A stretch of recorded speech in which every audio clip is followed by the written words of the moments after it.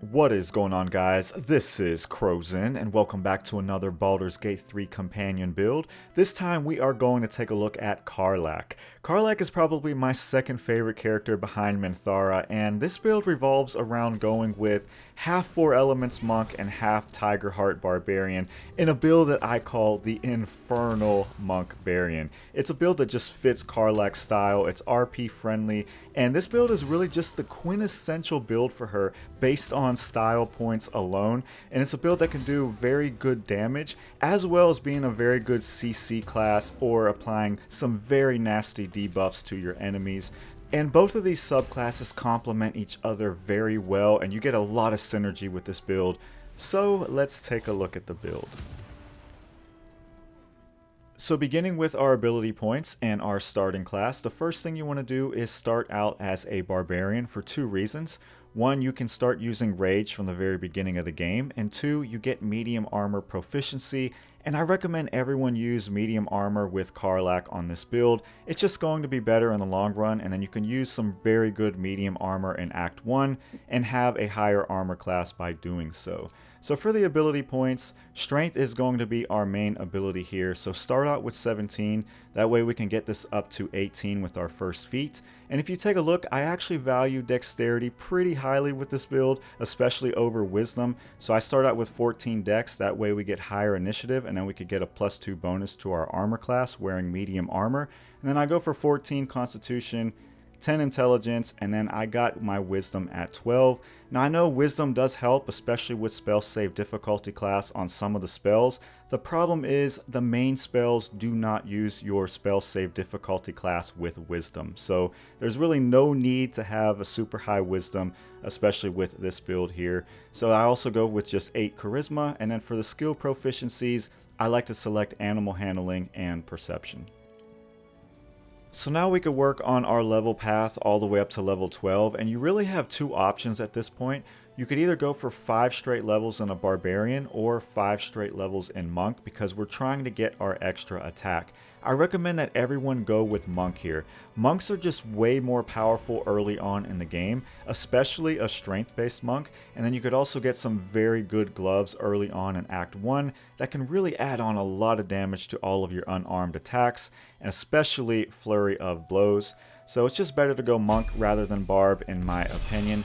And then we want to keep going into a monk until we can get our subclass, which that will be at monk level 3, which will be at level 4. That way you can get way of the 4 elements. So now we get 3 disciple of elements that we can choose, and the main one here will be Fangs of the Fire Snake. This is basically going to be your bread and butter spell. Fangs of the Fire Snake is going to be the attack that you're going to use first on most turns because this will give you additional fire damage on every single one of your attacks afterwards for the remainder of that turn. So it's a very powerful spell that in most cases you're going to use at the very beginning of a fight and at the very beginning of each turn, unless you're trying to focus more on CC. And for our second spell, we want to go ahead and select Water Whip. Water Whip is actually a unique spell in this game because it's the only spell that gives you an infinite prone. And the way you can utilize this is if you can knock your enemy's movement speed down to 0 by either a maim or a frighten, and then you use Water Whip, they will actually never be able to get up as long as you can retain that 0 movement speed by either continuously maiming or frightening them. And then for our last spell, we want to go ahead and select Fists of the Unbroken Air. You're really never going to use this, but it does have a little bit of flair to it, and it's a nice little spell. Or you could go for Rush of the Gale Spirits here, as this can give advantage for the rest of your party members. So now that we're level 5, which will be monk level 4, we get our first feat. What you want to do with this feat is go for Tavern Brawler and put that extra point into strength. Tavern Brawler will add your strength modifier to both your attack and your damage rolls. If you are playing in honor mode, then it's only your attack rolls, but this is so powerful, especially early in the game, because you're going to have such good accuracy on all of your unarmed attacks that I recommend going unarmed for the beginning of the game and using a weapon once you get into Act 2 and once we get some barb levels going. So now at monk level 5, we get our main class features and actions that we wanted out of a monk, and those are extra attack as well as stunning strike. Stunning strike is going to be the main attack that you're going to be using a lot of your key points on, And the main reason is that it can stun a boss where they can't even use an action for that turn. So I recommend using Stunning Strike, especially on higher HP enemies or bosses, as that will completely shut them down. And it's one of the reasons why I like to go with Monk earlier rather than Barbarian. So now that we're level 7, at Monk level 6, we get an additional class feature and another spell that we can utilize with this build, but I like to go more for a Barbarian at this point. That way we can get Reckless Attack at level 7, and then we can start using a weapon with this build, which would be roughly around Act 2. So go ahead and put that into level 7, and then once you hit level 8, go back into another Barbarian point here, and go for the Wild Heart subclass and pick the Tiger Heart Barbarian. Tiger Heart Barbarian has very good synergy with the 4 Elements Monk because you get Tiger's Bloodlust. Tiger's Bloodlust will be basically the only AoE attack that a Monk or a Barbarian can get, and the main thing here is that we can make enemies bleed. And enemies that are bleeding will actually have a disadvantage to Constitution saving throws, which means that you will be able to get your Stunning Strike off. That way you're not going to be spending your key points trying to stun the boss or the enemy. You're basically going to get this once they are bleeding. So now at level 9 we get our second feat, and you have two options here. You could go for ability improvement and raise up your strength to 20. However, I recommend that you use the Potion of Everlasting Vigor instead, and you can get your strength to 20 that way in Act 2, and rather go for Great Weapon Master here. Great Weapon Master pairs up so well with a Barbarian because Barbarians have Reckless Attack, which means they have advantage, and that means you're not going to suffer too much by that -5 attack roll penalty. You're still going to get a lot of good damage on top of being able to hit your target. So now that we're level 10, we still need a few more points into Barbarian in order to get an animal aspect, but I recommend going back into a monk here. That way we get key empowered strikes, and that way our unarmed attacks will count as magical to overcome resistance. And then we also get another Disciple of Elements spell, which you can go with Clench of the North Wind here. And once you get into Act 3, you can actually use this as a bonus action and completely CC an enemy. That way the rest of your party members can get critical hits with their melee attacks. So once we reach level 11, we actually want to go back into a Barbarian, and we want to put our last 2 levels into a Barbarian, because at level 12 we will be able to get our animal aspect. And what you want to do with this at level 12 is go for aspect of the Beast Wolverine. Every time you attack with your Tiger's Bloodlust, you will be able to also maim the target, which means that you will shut their movement speed down to 0. And once you reach Act 3, you can also do this with your unarmed attacks with the Hell Dust Gloves, as they also have a chance to inflict bleeding on the target, so things like Fangs of the Fire Snake or your Flurry of Blows. So the downside is we don't get this until level 12, which will be in Act 3, but I feel like all of our other features are just a little bit more powerful than this. This is just the icing on the cake. Next up, we're going to take a look at how we're going to gear up KARLACH, and if you take a look at the equipment here, you will notice that some of these items you won't get until Act 3, but others you can get as early as Act 1 and ride them for the entire game. So how to fire Acuity, this is going to be more useful in Act 3 when you can combine this with Band of the Mystic Scoundrel, and then you can use Clench of the North Wind as a bonus action and have a very high success rate of doing so. Very useful for the CC side of this build. Then we're going to go with Cloak of Protection for the additional armor class. You can, however, go with Thunderskin Cloak, as we will be using Boots of Stormy Clamor, and I recommend you get this as early as possible because you can inflict so many conditions with this build that Reverberation is going to be a massive boost for KARLACH because of Stunning Strike. Every time you get Reverberation on that enemy, they're going to have a penalty to Constitution saving throws, which means that Stunning Strike will land a lot easier, and that's so useful for this build. So Adamantine Scale Mail is going to be your medium armor that you're going to use with this build. You can ride this for the entire game if you choose. You can swap this out in Act 3 for Flame Enameled Armor or Armor of Agility. I tend to stick with this one for the entire game though. Hell Dust Gloves, this is going to be the best in slot for this build because you get Spell Save Difficulty class, as well as extra damage on your weapon attacks and your unarmed strikes, and you can possibly inflict bleeding on your unarmed strikes, which will pair up really nicely with our maim. Now, you have a lot of good gloves that you can get in Act 1. Two of them will be Gloves of Cinder and Sizzle and the Sparkle Hands. This is really going to ride you until you get to Act 3, and it's really going to make your unarmed strikes do so much damage to where you're not really going to need to use a weapon until you get into Act 2 and beyond. So I recommend Gloves of Cinder and Sizzle, as this will keep to the fire theme. So for the necklaces, you could go with anything you want here. I just go with Amulet of the Devout because this gives me a +2 bonus to spell save difficulty class, which is a little bit more useful for Clench of the North Wind in Act 3. However, the Sentient Amulet is one of the staples for a monk. You can use this in Act 1, and then Amulet of Misty Step as well.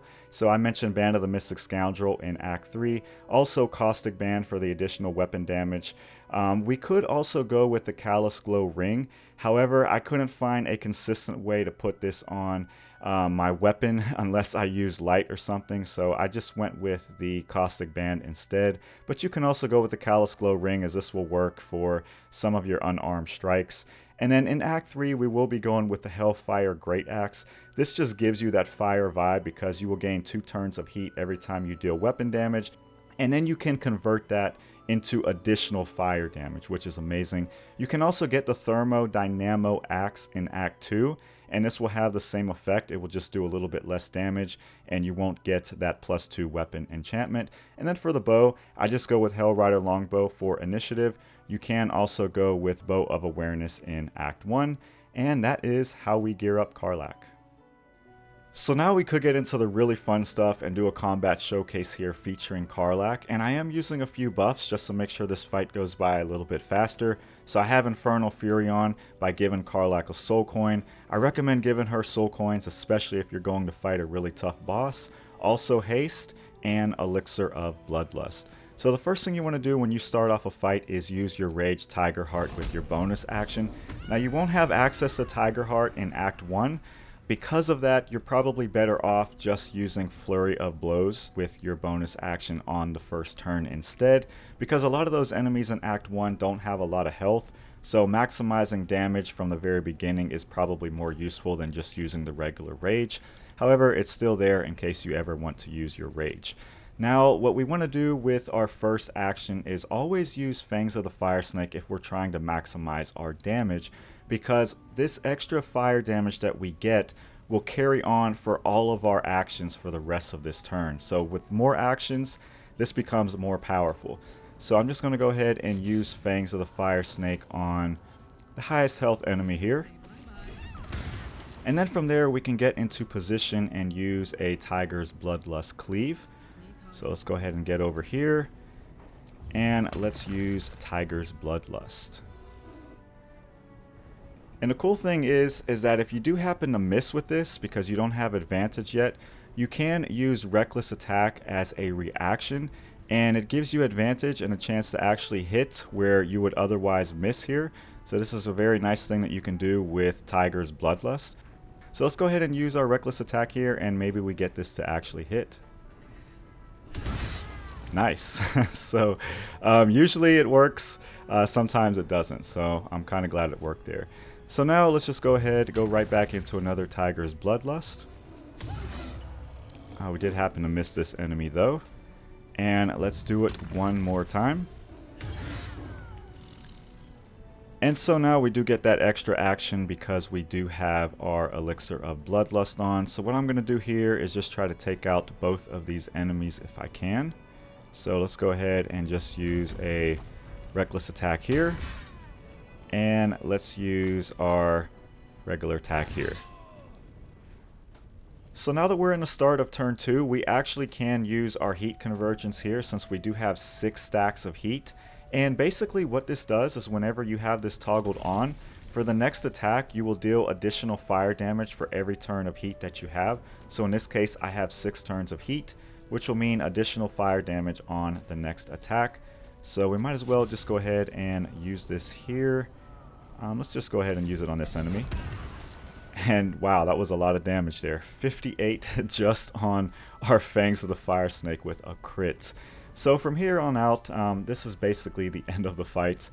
So we can just use our Reckless Attack here. I have advantage thanks to Bual's Benediction that you can get in Act 1, but it's really not necessary with this build. You can just use Reckless Attack instead for the same effect. And then from here, I guess we can go over to this enemy, and we can use a whole bunch of things. I didn't really get a chance to showcase Stunning Strike here, but you know, once you do have a couple of stacks of reverberation, Stunning Strike is very easy to hit on all of these enemies. So that's kind of how you're going to do a fight. You can just start out with like Fangs of the Fire Snake, something like this. And once they get reverberation, you know, that's going to give them -2 penalty to their Constitution saving throws, which means you'll be able to get a Stunning Strike to hit pretty easily. So that's just something that you can do here. I'm just doing that just to showcase it, so might as well just go ahead and take this enemy out at this point. I did happen to miss there, but it's okay. We'll just go ahead and take the enemy out there. And so what we can do with our bonus action here is actually use Clench of the North Wind. So I have not used this yet, but I do have 10 Arcane Acuity stacks, which means that Clench of the North Wind is basically a 100% success rate on hitting this. So there you go, 99%. So we can go ahead and use it on that enemy, and they are basically shut down, and that means that any melee attacks will be criticals for not only yourself, but for the rest of your party members.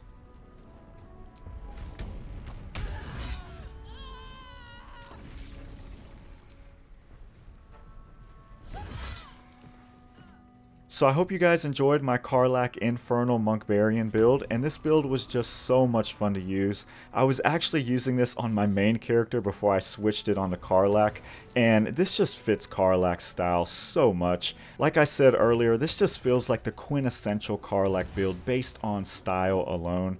You got so much fire going on, very good damage, very good CC. So let me know what you guys think, and if you have any other questions, let me know in the comments, and I will see you in the next video.